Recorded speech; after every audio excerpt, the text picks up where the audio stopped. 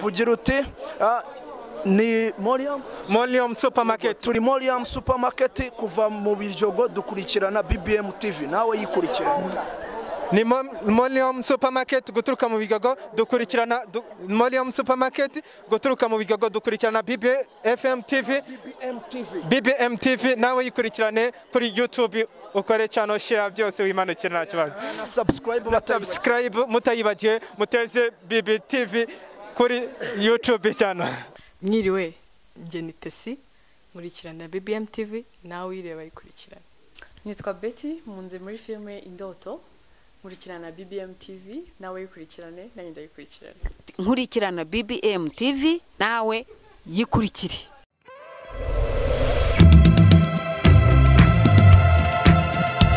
Expo twazengurutse ahantu hose ini BBM TV nkuko bisanzwe bagerera hirya no hino mu Rwanda.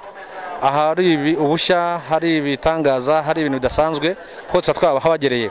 So tugeze ubu ngubu ahantu muri Expo kuri stand y'umuntu w'umushoramari cyangwa umugwizatungo icyabamare muri iki gihugu uzwi ku izina rya Asina Gerard. So dusanze service zimeze neza bateguye neza ariko mu by'ukuri nagabana ari benshi ariko ikibazo suko ari Asina Gerard ahubwo ikibazo zo n'ingaruka za COVID-19.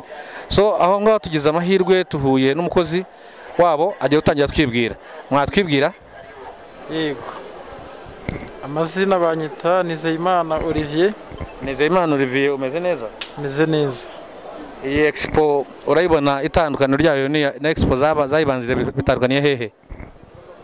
Itandukaniro ry'iyi Expo y'uyu mwaka n'andi ma Expo yashize nuko ama Expo yahise wasangaga harimo abantu benshi n'ibintu byinshi kandi abantu ugasanga bayitabiriye, naho y'uyu mwaka yo urabona ko harimo abantu bakeya kandi n'ibirimo n'ibikeya nta gishyushye nk'izindi ugeranyije bitewe n'ingaruka za COVID-19 yugarije isi muri rusange ndetse n'igihugu cyacu tutakibagiwe. Bitewe n'ingaruka za COVID-19 yugarije isi yose n'igihugu cyacu, none se mu by'ukuri urabona mwawe byanze bikunze ni inshuro ya mbere uze gukorana na Asina Gerard cyangwa na Expo zindi zayibanzirije mwari hamwe? Ntabwo ari inshuro ya mbere nje muri Expo ko n'izindi zose nabaga ndimo, ariyo mpamvu ndi kubabwira ko iyi Expo itandukanye n'izindi zahise ugendeye ku bwitabire bw'abantu baza kuyisura cyangwa bari kumurika ibikorwa byabo. None se mu by'ukuri ubu ni mwahombye? Urebye dusa n'abahombye cyane ko uko umuntu yari amenyereye andi ma Expo siko byagenze muri Expo, gusa umuntu akomeza kwishyiramo imbaraga kugira ngo arebe ko n'abakira batamucikaho. Reka tureke kubaza ibyo kwa Asina Gerard tukubaze n'ahandi muri rusange. Ese ubibona gute kuba nta nzoga zemerewe kuza muri Expo? Ese inzoga zajya kugira ingaruka zihe ku bijyanye n'iyi COVID-19 iyo ziza kwemererwa? Ese bukonje buhari buri hano byaba buterwa na COVID? Byaba biterwa nuko inzoga zitazicuruje? Ese ubu iyo baza kuba baracuruza inzoga biba bimeze nk'uko bimeze ubu ngubu? Ndakeka ko inzoga nazo ziri mu byashyushyaga Expo, ariko ku rundi ruhande cyane ko leta yacu ivuga ko iyo umuntu afashe inzoga akanywa agacupa kamwe cyangwa tubiri nta kontrole aba agifite y'ubwirinzi. Icyo gihe asabana n'abandi bya byemezo leta yadusabye cyangwa tugomba kugenderaho byo guhana intera ya metero no kubahiriza amabwiriza, umuntu agahita biteshukaho akiberaho mu buzima busanzwe yirengagije ko ari icyorezo kitwugarije. Reka tugushimire wongera wiyibutsa abantu. Nari Nizeyimana Olivier umukozi wa entreprise Urwibutso Nyirangarama.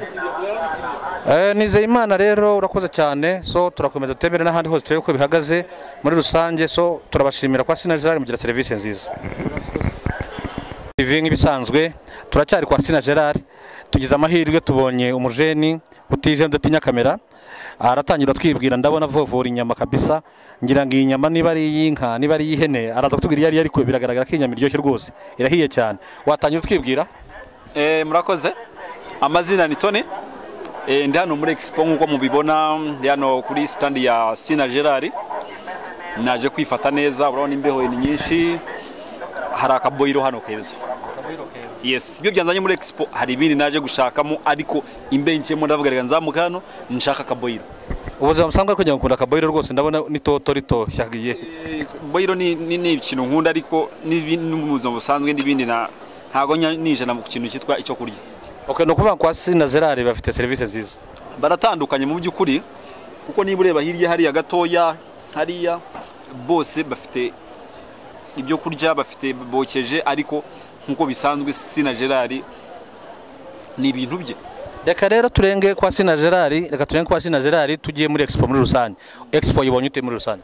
Nkuko nawe wayibonye wa munyamakuru we, hariya hose ubundi muri Expo isanzwe habaga huzuye, ariko mwatambutse abantu n'imbarwa ni bake cyane rwose. Sinzi niba ari imvura yababujije, niba ari covid, ariko ibigaragara nuko ubwitabira ari bukeya uyigeranye na Expo zagiye zitambuka. Ariko tushyizeho leta yashyizeho ingamba zo kwirinda covid, ariko bigeze muri Expo ibijyanye na burarirwa na skoro banga ko naga ari ukwanga, sorry, nyine kubera bavugaga ko baramutse bizihiwe banyoye akantu basanga begeranya bagakora bitari ngombwa, ubwandu bwa covid-19 bugakurushaho kwiyongera. Ese wowe uko ubibona nka Tony, ni gute ubibona abaye inzoga yo ziza kuba zihari? Ese Expo nagajya kuba ishyushye kurushaho cyangwa niko n'ubundi byakabaye? Kuba yari kubishyushye nawe urabibona, abantu cyambere bose ubona ko amabwiriza ya leta yo kwirinda covid bayakurikije. Urabona ko barimo kwipinga distance hagati yabo, gusa ibyanyi n'icyo kunywa urabona ko hari icyuho gihari, nta morali hari. Ubundi hano twarasumenyereye habaga hari imiziki aho wacaga hose harakonje. Izo zose ni ingaruka za covid. Mu by'ukuri rero covid ntababura kuvuga ko yasubije ibintu byose inyuma, cyane cyane abantu bitabiraga Expo babaga bazi ko baje kuryoshya no kwihayira ibintu kuri make, ariko bikigezweho no kubona abantu bakonje, bigakiraho ko none icyo kunywa cyo nta gihari na busa. Barimo waje kuri imbeho ntago byari bisanzwe, hirya ari aho abantu babaga barimo kunywa nyirangura byibuka. So urabona ko ubwitabira ari bukeya na morale ntayo. Gira uti kurikirana BBM TV. BBM TV nabasaba kuyikurikira kuko ni televiziyo nshyashya, ndibwira ari nshyashya, ntabwo nari nyimenyereye cyane. Ni nshyashya. Okay, no gusubscribinga byose na share na kwa tubifurije ibyiza gusa popo amasaza. Murakoze cyane mukiriya Tony, tureka dukomeze dutembere iri soko muri Expo Grand. Sawa namwe murakoze, ariko mwafata n'akaboyiro. Thank you. Urakoze kuturemera. Okay.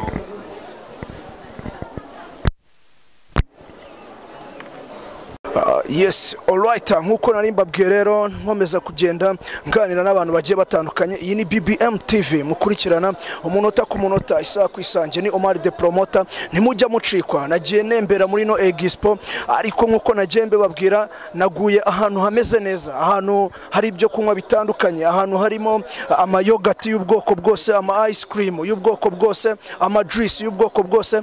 Aho nahandi namaze kugera ku muntu araza kubibwira mu kanya, ariko ari gukorera amahangaho hita muri Moriam Supermarket. Wiriwe neza boss? Ngiriwe neza cyane. Makuru ni meza cyane. Yego, agashya niko ngiye guheraho hano muri Moriam Supermarket. Mufite mu mikorere y'ibyo kunywa bidasembuye nakahe? Agashya muri Moriam Supermarket dufite ahangaha, dufitemo ama yogurt y'amoko yose yo muri Jori, tukagiramo ama ice cream meza cyane kuva ku 2500 kuzamura. Dukora hanga fresh juice kuma fruit y'amoko yose, tugakora ahanga Macedoni uko byifuje, kuko harimo hano ama restaurant menshi umuntu ava kurya tukaza tukamukora Macedoni, imbuto nziza cyane z'amoko yose uko yaba byifuje ku giciro cyiza kiri hasi cyane. Yego, abantu nibaze kugira ngo nakakoryo yashyizeho niko avuga yari maranamamaza. Uyu muntu yanangaje, nanyuza hano mbona ari nawe ubyikorera, ni umuhanga ateye ubwoba. Ibi bintu wabitangiye ryari? Ibi bintu nshobora kuba mbamazemo imyaka 3. Wamamaza? Namamaza nacuruza ahangaha, ncuruza nta kibazo. Ahantu nahawe? Oya, nkorera umuhinde. Iyi ni Moriam Supermarket, umuhinde uturuka muri Bangladesh. No dukorera. Agashya kari mu byo mukura mu Rwanda, mwongera mu byo mu bivuye nani aho ngaho mu Buhinde. ni ibihe Bangladesh? Agashya twongera amahanga nuko dukoresha amafuru yo mu Rwanda, imbuto zo mu Rwanda. Dufitemo ibinyomoro, tukagiramo imineke, tukagiramo watermelon. Ibi byose ni ibintu bituruka hano mu Rwanda nta kibazo. Yes. Ibituruka hanga mu Rwanda nta kibazo. Tunavuze ko ubwo ari nka made in Rwanda ntago twaba twibeshye. Nta kibazo ahanga kuko izo mbuto zose dukoresha ahangaha ni izituruka hano mu Rwanda ku masoko ya hano mu Rwanda, nta kibazo, zihingwa no mu Rwanda. Umuntu abakeneye yabasanga noneho nka nyuma ya Expo kugira ngo ibikorwa byanyu bikomeze bitera imbere. Iyo umuntu adukeneye rero adusanga i Nyamirambo mu Bigogo, kuko dufite na contact ahanga. Contact umuntu yadusangiraho ni 078 36 84 56 cyangwa 078 83 69 akadusanga mu Bigogo muri supermarket. Yes. Ukeneye ice cream nziza ni mu Biryogo, ji nziza ni mu Biryogo. Medium bibutse izina Uwitonze Twalha, ngaba nkorera Molium supermarket. Turakora hanga nta kibazo neza, ibikorwa bimeze neza cyane na hano muri Expo nta kibazo. Yego. Vugira uti ni Molium supermarket. Turi Molium supermarket kuva mu Biryogo, dukurikirana BBM TV, nawe yikurikirana. Ni Molium supermarket guturuka mu Bigogo, dukurikirana Molium supermarket guturuka mu Bigogo, dukurikirana BBM TV, nawe yikurikirane kuri YouTube, ukore channel share byose wimanukira nta kibazo. Subscribe mutayibagiye, muteze BBTV kuri YouTube channel. Urakoze cyane. Namwe murakoze cyane.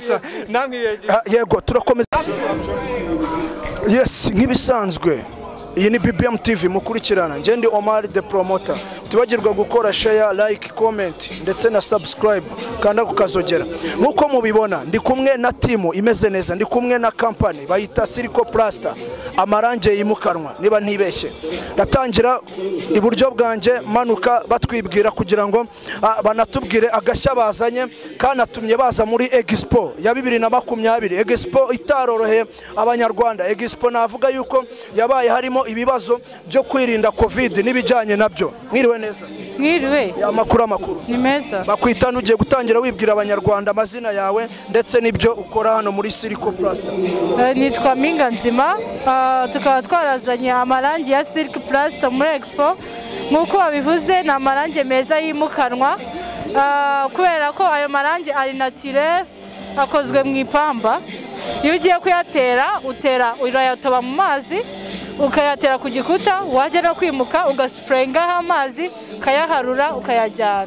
Rero umva ko adasanzwe. Urakoze cyane. Bakwita? Nitwishimwe Jean Pierre. Nitwishimwe Jean Pierre.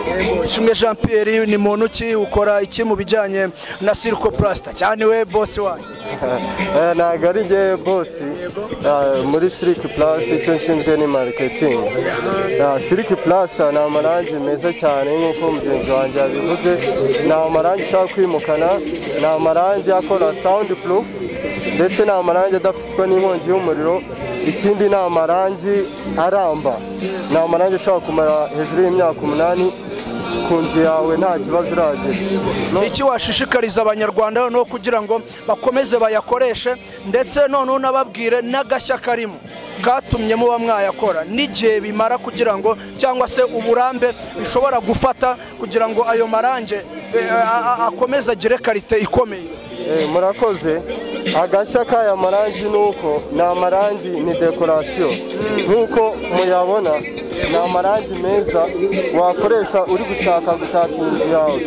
Dore turi no mu minsi mikuru, tugomba gutangira umwaka wa 2021 tuba ahantu heza. Icyiza rero cy'aya marangi nuko ari amarangi ari naturere, ni amarangi ashaka kwimukana. Ikindi kandi ni amarangi ntagafatwa n'inkongi y'umuriro, nawo uri mu mwihariko wayo. Ikindi amara imyaka 8 ku nzu yawe nta kibazo aragira. Kandi ikindi ni amarangi ushaka kwisigira nawe ubwawe kuko nta nuka nta nubwo yanduza.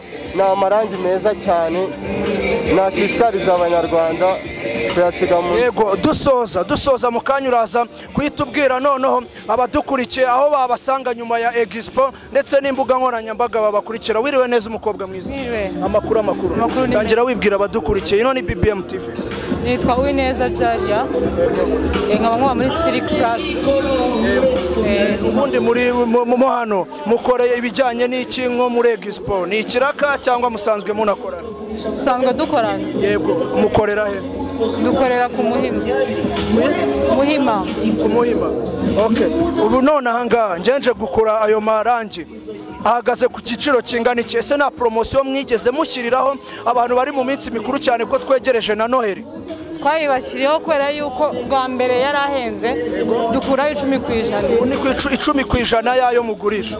Ubundi range rihagaze kurangahe? Ubu ngubu muri Expo ni 25. Ubwo bagahita bashyira 10%, ubwo bahita bumva yo mwabakuriyeho. Oya, ubundi bisanzwe turagusha 30. Tugakuraho mukuraho ayo yose.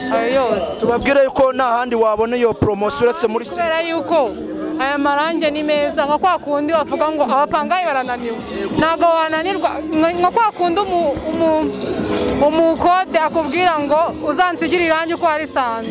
Iri ngiri ryo uraryimukana, ushobora no twebwe turitera for free, urarigura tukarigutera for free.